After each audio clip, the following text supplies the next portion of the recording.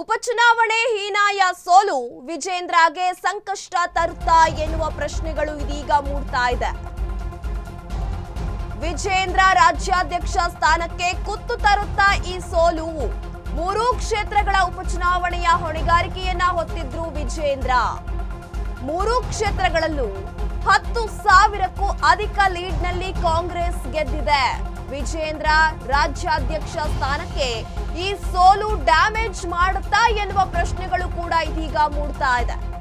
ಕಳೆದ 1 ವರ್ಷದಿಂದ ಬಿಜೆಪಿ ರಾಜ್ಯಾಧ್ಯಕ್ಷರಾಗಿರುವ ವಿಜೇಂದ್ರ ಈಗಾಗಲೇ ಅಧ್ಯಕ್ಷ ಸ್ಥಾನದ ಮೇಲೆ ಕಣ್ಣಿಟ್ಟಿರುವ ಬಿಜೆಪಿಯ ಕೆಲ ನಾಯಕರು. ಹಾಗಾದ್ರೆ ಮತ್ತೆ ವಿಜೇಂದ್ರಗೆ ಸಂಕಷ್ಟ ಎದುರಾಗುತ್ತಾ ಎನ್ನುವ ಪ್ರಶ್ನೆಗಳು ಕೂಡ ಮೂಡ್ತಾ ಇದೆ.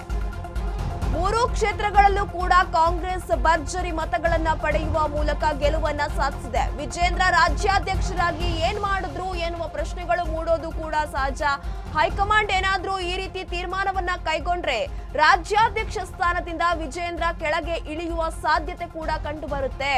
ಈಗಾಗಲೇ ಬಿಜೆಪಿಯಲ್ಲೇ ಸಾಕಷ್ಟು ಭಿನ್ನಮತ ಇರೋದ್ರಿಂದ ನಾವು ಕೂಡ ರಾಜ್ಯಾಧ್ಯಕ್ಷರಾಗ್ತೀವಿ ಎನ್ನುವ ಹೇಳಿಕೆಗಳು ಈ ಹಿಂದೆನೇ ಹೇಳ್ಕೊಂಡು ಬರ್ತಾ ಇದ್ರು. ಇನ್ನು ಜೂನಿಯರ್ ಇದ್ದಾರೆ ವಿಜೇಂದ್ರ, ಅವರಿಗೆ ರಾಜ್ಯಾಧ್ಯಕ್ಷ ಸ್ಥಾನ ಕೊಟ್ಟಿರೋದು ಎಷ್ಟರ ಮಟ್ಟಿಗೆ ಸರಿ ಅಂತ ಹೇಳಿ ಬಿಜೆಪಿಯವರು ಕೂಡ ಹೇಳ್ಕೊಂಡು ಬರ್ತಾ ಇದ್ರು. ಹಾಗಾದ್ರೆ ಬಿಜೆಪಿಯಲ್ಲೂ ಕೂಡ ಸಾಕಷ್ಟು ಹಿರಿಯ ನಾಯಕರು ಇದ್ದಾರೆ, ಅನುಭವಿಗಳು ಕೂಡ ಇದ್ದಾರೆ. ಹಾಗಾಗಿ ಅವರು ಮತ್ತೆ ಏನಾದ್ರೂ ವಿವಾದಗಳನ್ನ ಸೃಷ್ಟಿ ಮಾಡಿಬಿಟ್ಟು ಇನ್ನು ಜೂನಿಯರ್ ಇರುವ ವಿಜೇಂದ್ರಗೆ ಯಾಕೆ ಕೊಟ್ಟಿದ್ದೀರಾ ಅಂತ ಈ ಹಿಂದೆನೆ ಅವರು ಹೇಳಿಕೆಗಳನ್ನ ಕೊಟ್ಕೊಂಡು ಬರ್ತಾ ಇದ್ರು. ಅದಕ್ಕೆ ಸರಿಯಾಗಿ ಈಗ 3 ಕ್ಷೇತ್ರಗಳಲ್ಲೂ ಬಿಜೆಪಿ ಬೇರೆ ಸೋತಿದೆ. ಹಾಗಾಗಿ ಮತ್ತೆ ವಿಜೇಂದ್ರ ಸ್ಥಾನಕ್ಕೆ ಡ್ಯಾಮೇಜ್ ಆಗುವ ಸಾಧ್ಯತೆ ಇದೆ.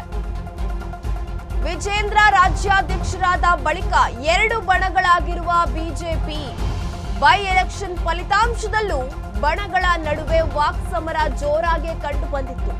ಅಪ್ಪ ಮಗನಿಂದಲೇ ಸೋಲಾಗಿದೆ ಅಂತ ಹೇಳಿ ಬಸನಗೌಡ ಪಾಟೀಲ್ ಯತ್ನಾಳ್ ಕೂಡ ಹೇಳಿಕೆಯನ್ನ ಕೊಟ್ಟಿದ್ರು.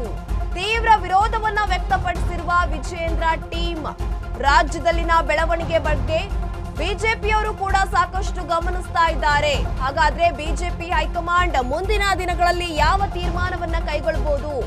ಡಿಸೆಂಬರ್ ನಂತರ ರಾಜ್ಯ ಬಿಜೆಪಿಯಲ್ಲಿ ಬದಲಾವಣೆಯಾಗುವ ಸಾಧ್ಯತೆ ಕೂಡ ಹೆಚ್ಚಾಗಿ ಕಂಡು ಬರ್ತಾ ಇದೆ. ಬೈ ಎಲೆಕ್ಷನ್ ಫಲಿತಾಂಶದಲ್ಲೂ ಕೂಡ ಬಣಗಳ ನಡುವೆ ವಾಕ್ಸಮರ ಜೋರಾಗಿತ್ತು. ಅಪ್ಪ ಮಗನಿಂದಲೇ ಸೋಲಾಗಿದೆ ಅಂತ ಹೇಳಿ ಕೂಡ ಬಸನಗೌಡ ಪಾಟೀಲ್ ಯತ್ನಾಳ್ ಒಂದು ಹೇಳಿಕೆಯನ್ನ ಕೊಟ್ಟಿದ್ರು.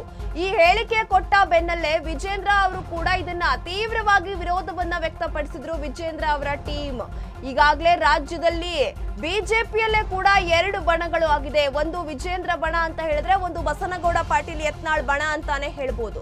ಇಬ್ಬರ ನಡುವೆ ಭಿನ್ನಮತ ಈಗ ಎದ್ದು ಕಾಣಿಸ್ತಾ ಇದೆ. ಇದಕ್ಕೆ ತಕ್ಕಂತೆ 3 ಕ್ಷೇತ್ರಗಳಲ್ಲೂ ಕೂಡ ಸೋಲಾಗಿರುವ ಹೊತ್ತಲ್ಲೇ ಈ ಜೂನಿಯರ್ ವಿಜೇಂದ್ರಗೆ ಅಧಿಕಾರವನ್ನ ಕೊಟ್ರೆ ಇದೇ ರೀತಿ ಆಗುತ್ತೆ, ನಮ್ಗೆ ಸೀನಿಯರ್ಸ್ ಅನುಭವಿಗಳಿಗೆ ಕೊಡಿ ಅನ್ನುವ ಪ್ರಶ್ನೆಗಳು ಕೂಡ ಹೇಳೋದು ಸಹಜ.